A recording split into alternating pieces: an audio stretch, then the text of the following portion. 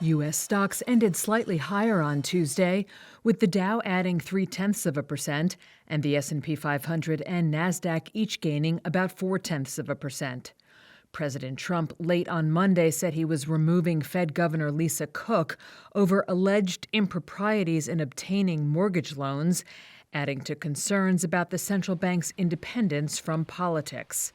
But Nancy Tengler, CEO and Chief Investment Officer at Laffer Tengler Investments, said investors are mostly focusing on Wednesday's earnings results from AI powerhouse Nvidia.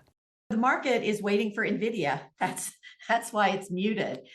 Really, at the end of the day, stocks trade off of earnings.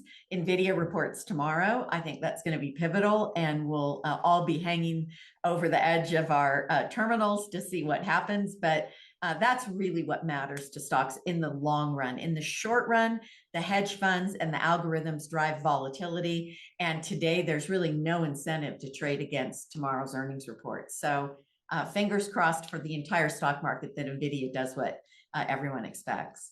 Nvidia rose about 1% ahead of its quarterly report, which will show how the world's most valuable company is faring in the crossfire of Washington and Beijing's ongoing trade war. Other movers included EchoStar, which surged 70% to a record high after telecom giant AT&T said it has agreed to buy certain wireless spectrum licenses from the satellite communications firm for about $23 billion. And shares of Eli Lilly jumped almost 6% after the drug maker said its experimental pill cuts body weight by 10.5% in diabetes patients.